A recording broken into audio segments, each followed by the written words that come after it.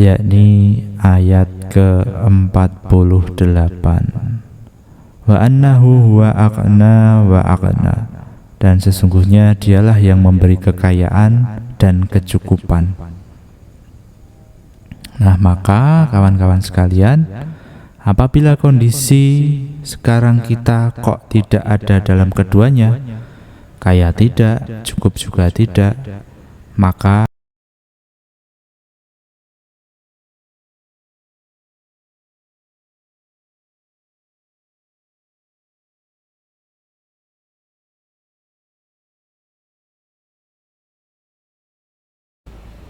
Assalamualaikum warahmatullahi wabarakatuh.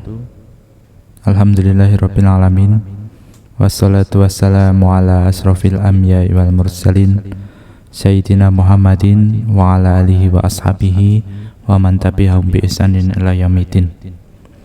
Puji syukur kita panjatkan kehadirat Allah Subhanahu wa taala yang telah memberikan kita nikmat, keberlimpahan dan juga kekayaan, dan juga kenikmatan-kenikmatan lain yang tentu saja tidak bisa kita hitung. Salawat dan salam semoga selalu tercurah kepada Nabi Muhammad SAW, Nabi panutan kita, Nabi toladan kita. Semoga kelak kita mendapatkan syafaatnya. Baik sahabat sekalian, channel Amalan Kaya, singkat saja konten pada kali ini. Namun sebelum itu, bagi teman-teman yang belum subscribe, silahkan subscribe terlebih dahulu biar tidak ketinggalan video demi video yang kami bagikan. Bagi kawan-kawan yang belum komen juga silahkan komen, berikan tanggapan, saling memotivasi, saling memberikan doa. Boleh berdoa sendiri, nanti kita aminkan sesuai dengan hajat yang kawan-kawan tulis di komentar. Apa yang akan kita bahas pada kesempatan kali ini, yakni bahwasanya kita hidup di dunia ini ditakdirkan dalam kondisi kaya, minimal cukup. Saya juga baru mengetahui ayat ini dalam beberapa tahun terakhir, dan ini adalah ayat yang cukup mengagetkan saya. Oh, ternyata kita ini oleh Allah ditakdirkan minimal cukup. Artinya cukup di sini adalah bukan pas-pasan, apalagi kekurangan, tapi berkecukupan.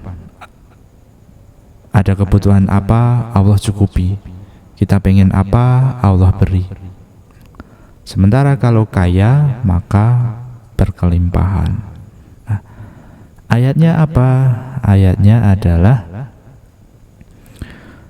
surat An-Najm yang turun di Mekah, yakni ayat ke-48.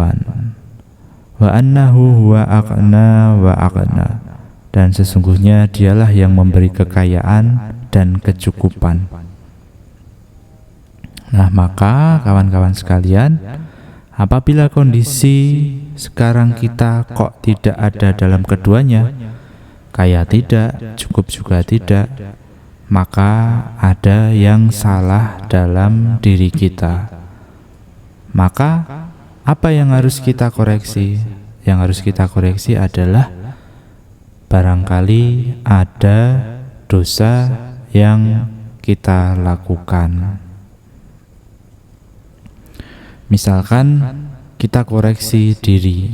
Jadi cara mengkoreksinya adalah pertama, kita bagi kondisi manusia. Ada yang rezekinya sedikit dan kekurangan. Ada orang yang rezekinya sedikit tapi cukup. Ada orang yang rezekinya banyak tapi tidak cukup. Dan yang paling bagus adalah orang yang rezekinya banyak dan juga cukup. Nah, ini adalah rezeki yang berkah dan melimpah. Kalau sedikit tapi cukup, maka itu berkah. Tapi tidak melimpah, tapi selalu saja apa yang dia inginkan Allah penuhi. Sementara kalau yang banyak dan berlimpah, kaya dan sisa, maka itu kekayaannya meluber ke sekitarnya. Ada yang dibagi, ada yang disalurkan, ada yang dizakatkan, ada yang diwakafkan, dan seterusnya.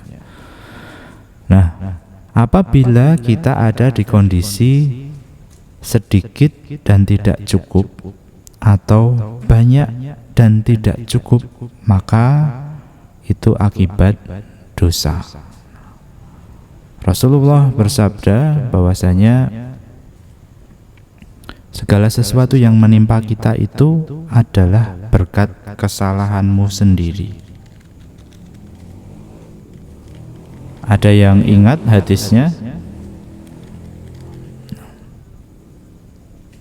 Jadi maksud dari akibat kesalahanmu sendiri itu adalah bahwasanya apa-apa yang kita alami,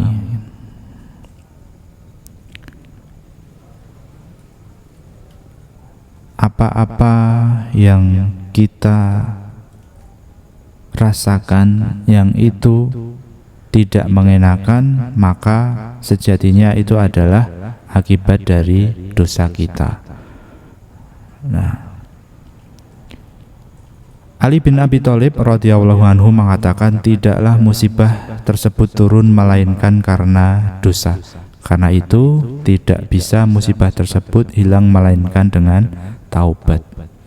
Kemiskinan, kemudian kesempitan, rasa sakit, kemudian ketidakharmonisan, karir yang kurang bagus, belum diberi keturunan, maka bisa jadi itu adalah akibat karena dosa. Dalam surat Asy-Syura ayat 30 yang artinya, dan apa saja musibah yang menimpa kamu maka adalah disebabkan oleh perbuatan tanganmu sendiri, dan Allah memaafkan sebagian besar dari kesalahan-kesalahanmu. Maka dalam video lain ada fadilah-fadilah istighfar, ada riyadhah istighfar. Nah, ini kaitannya di sini. Nah, bagaimana kita mengetahui dosa apa yang kita lakukan yang itu berdampak pada hidup kita? Bisa teman-teman cek dari 10 dosa besar. Jadi kita merunutnya dari dosa yang besar-besar dulu. Apakah ada perbuatan kita yang menyerempet 10 dosa besar?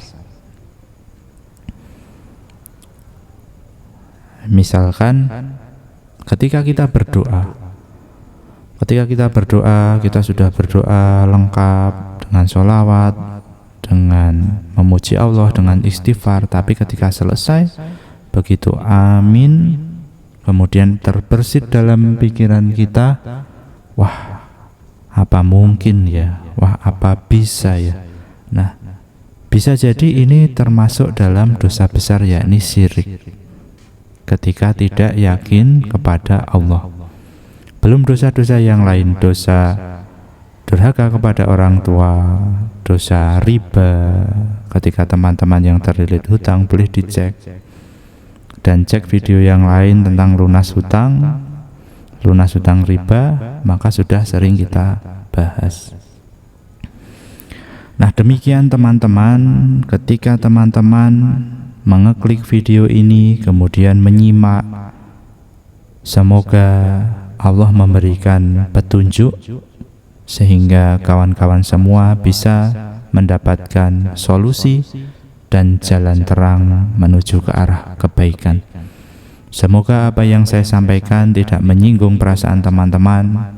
Murni saya sempatkan untuk membuat konten ini sebagai wujud rasa syukur, sebagai wujud rasa sayang kepada sesama, bahwasanya pesan dalam Al-Quran bahwasanya kita ditakdirkan kaya minimal cukup. Demikian, semoga menjadi penyemangat kita untuk selalu berbuat lebih baik lagi dan evaluasi diri serta ikhtiar menggapai rezeki yang Allah berikan, yang barangkali masih ada di langit yang menunggu kita ambil. Sementara ini yang dapat saya sampaikan. Sampai jumpa di video-video selanjutnya esok. Saya akhiri dengan berdoa ala hadiniyah bisiril Fatihah. A'udzubillahi minasyaitonirrajim. Bismillahirrahmanirrahim. Alhamdulillahirabbil alamin arrahmanirrahim maliki yaumiddin. Iyyaka na'budu wa iyyaka nasta'in. Ihdinas siratal mustaqim. Siratal ladzina an'amta 'alaihim ghairil maghdubi 'alaihim waladdallin. Subhanaka rabbika rabbil izzati amma yasifun wa salamun alal mursalin walhamdulillahi rabbil alamin. Wassalamualaikum warahmatullahi wabarakatuh.